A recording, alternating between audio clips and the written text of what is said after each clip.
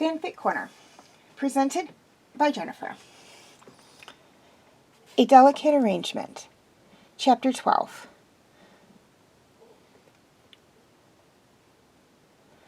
Okay, for those of you who have not yet seen the first few videos for A Delicate Arrangement, I suggest you go view those now, as this is a continuation of that story.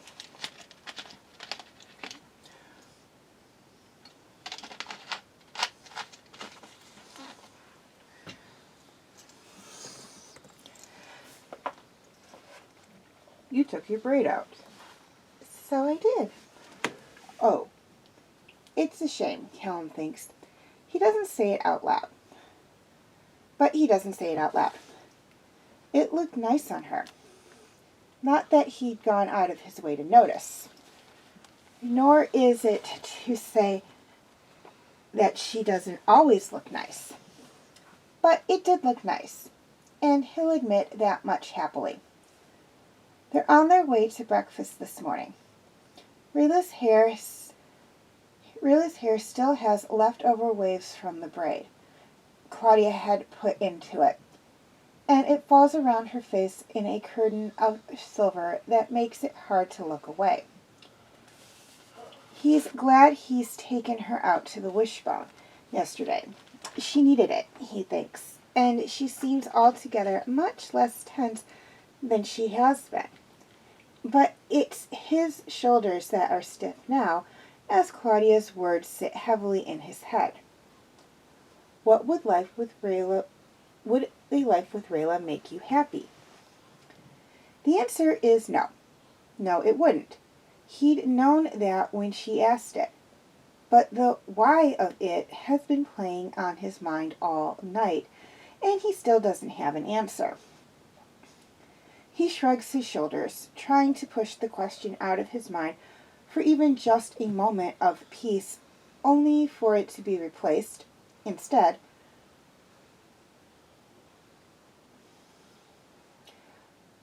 by Ezran's muttering curses to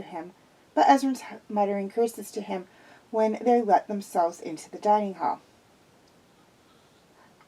"Well there, Your Majesty," says Rayla, her tone dry and amused. "Those are hardly words a young king should be using." Ezran scowls at them both and thrusts a letter into Callum's face. Callum frowns at it. He knows who it's from before he even looks at the broken seal at the edge of the parchment. It's his aunt's handwriting. His aunt's handwriting is unmistakable. But whatever pleasant feelings a surprise letter from Aunt Amaya might have inspired are lost as he skim-reads her letter. He blanches at the final line. "Commander Gren and I expect to be in Katolis within the week to congratulate Prince Callum on his apparent engagement." It's honestly amazing how much sarcasm Aunt Amaya can put into a letter. Callum presses his lips together.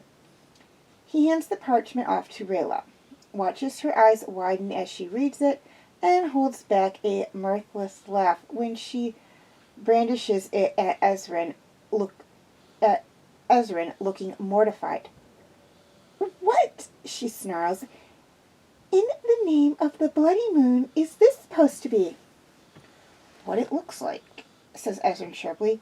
"Someone told Aunt Amaya about your apparent engagement, and now she's coming here to congratulate you both, by which I think she means she's not happy and she's coming to talk you out of it." He snatches the letter back from Rayla with another scowl. "There's nothing to talk us out of," snapped Rayla. "We haven't agreed to anything. There is no engagement." Callum grimaces, rubbing his hands over his face, and breathes slowly into steepled fingers, trying to keep his patience. Who even knows that would tell her?" Ezran snorts at him. "You know exactly who." There's a pause. Then Rayla snarls. There have been a couple of times they are already where Callum's seen the way her hands have twitched towards her blades, both out of habit and out of frustration. But when they twitch this time, she actually does reach for them, and she flicks one into its sword form before Callum has the sense to even think about stopping her. "I'm going to murder him," she sees, turning on her heels. "Whoa, Rayla!" Callum seizes her elbow and tugs her back to him, fingers prying hers from the hilt of her blade one at a time. "Hey, it's not that bad, okay? You've met Aunt Amaya." "She tried to kill me once." "So did Claudia. Now look how much you like each other."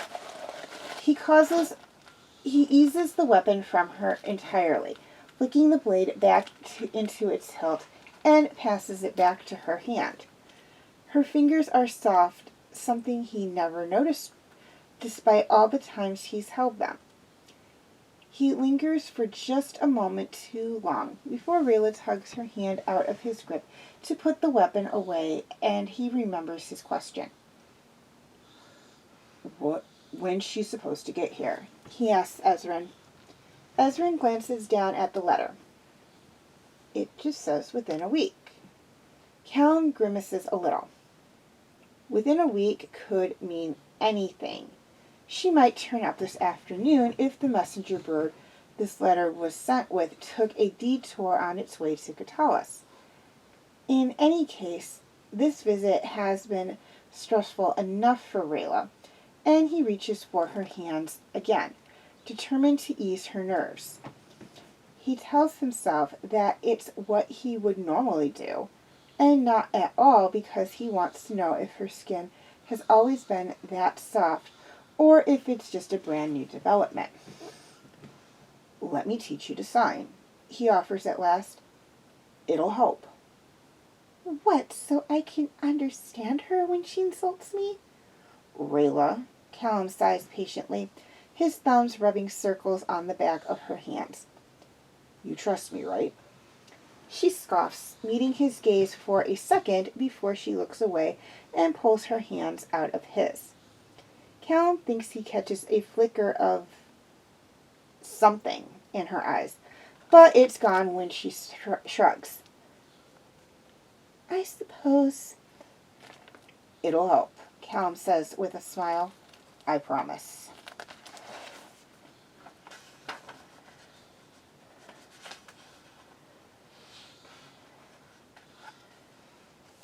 They end up on the North Tower again, sitting cross-legged and facing each other in the same spot they camped out in the other night.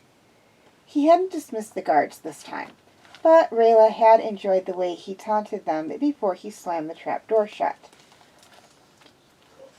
"I'm teaching her ladyship sign language in case any of you want to gossip to General Blaine," he snapped, and Rayla had hidden a snort in her hand. He starts her off with an easy phrase. Hello, with easy phrases. Hello, nice to meet you. Please don't call me that, on Rayla's request. Because she knows from the get-go that formality means General Amaya might refer to her as Lady Rayla to her face, and she really rather she didn't. She catches on easily enough, but they run into a problem when he tries to teach her the alphabet. I don't think this was meant for people with 4 fingers, she says dryly. Callum grimaces. I mean, he signs as he speaks to help her pick it up faster. It's not the worst case scenario. She can read lips just fine, and she'll get what you're trying to say. I could just not, Rayla said pointedly. Callum signs that for her too, and she tries to follow along. I realize it's the effort that counts, but I don't want to accidentally say something rude either. Yeah, that'd probably be good, snorts Callum. You're doing really well, though. He leaned over to correct the positioning of her hands, his fingers lingering a little too long, his face coming a little too close. Rayla tries not to wince, her heart pounding in her chest like it wants him to notice. It'll pass, she tells herself, fighting the urge to pull away. In some ways, admitting to her feelings has made it easier, because at least now she understands why this is so hard in its entirety.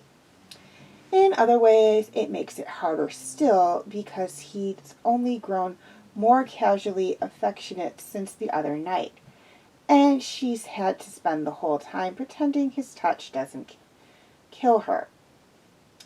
He pauses. Are you okay? He asks, hands stilling, frown forming on his brow. He leans over again, this time to brush the still sort of wavy hair out of her face. Rayla swallows and actually does pull away. Fine, she says, signing it as a reminder of what they came up here to do. She hopes he doesn't notice her hesitance.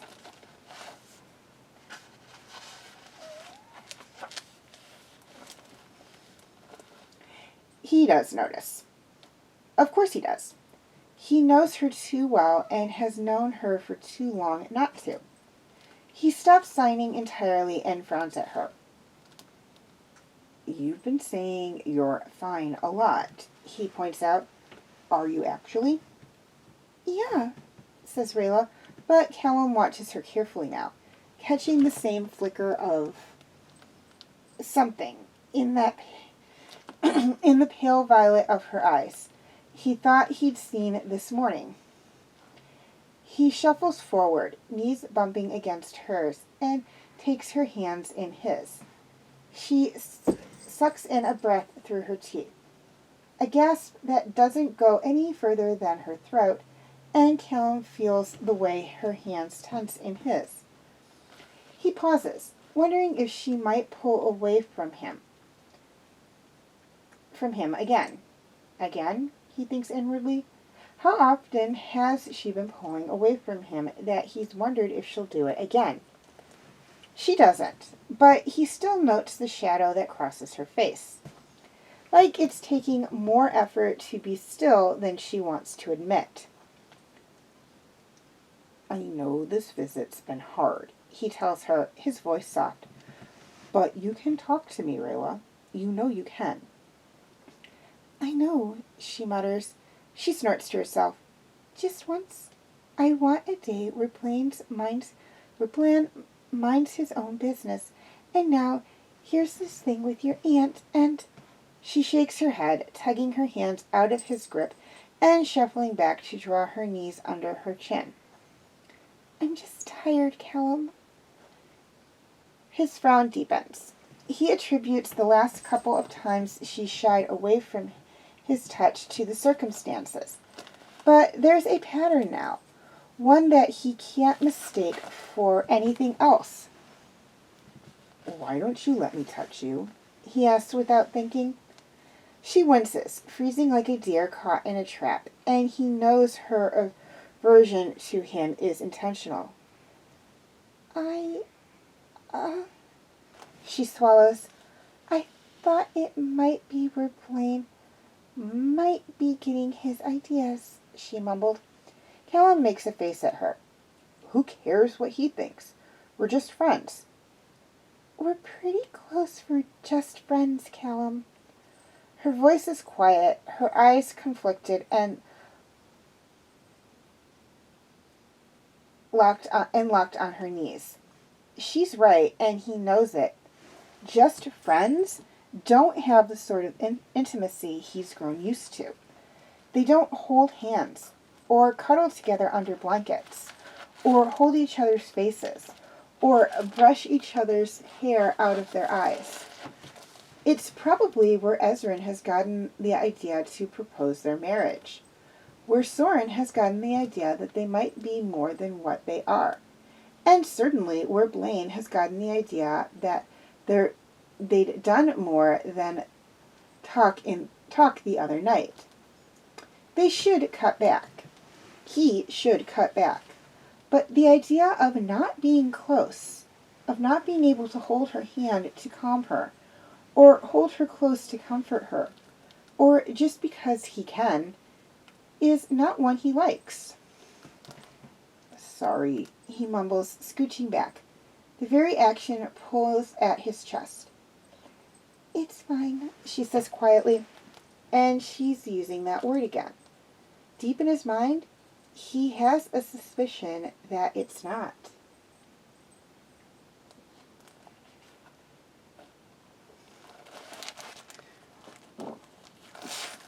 Blaine draws the spyglass away from his eye.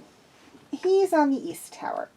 He'd seen Prince Callum and the elf make their way up to the north tower, the elf's preferred spot in the castle to think, he's been told. And, curious, he climbed up to the top of his own tower to watch. Teenagers, he snorts to himself. They couldn't be any more obvious if they tried. But there's something interesting about this morning's interaction. The elf is shrinking into herself, pulling away from His Highness like she can't handle his affection. Her anguish is obvious, even through a spyglass, and Prince Callum hasn't noticed. Could it really be that easy? An elf obviously in love with a prince who thinks they're just friends? Who treats her with the same affection he always has without knowing how much it's killing her inside? Blaine lets out a laugh. "How tragic," he says to himself, amused. "How tragic indeed."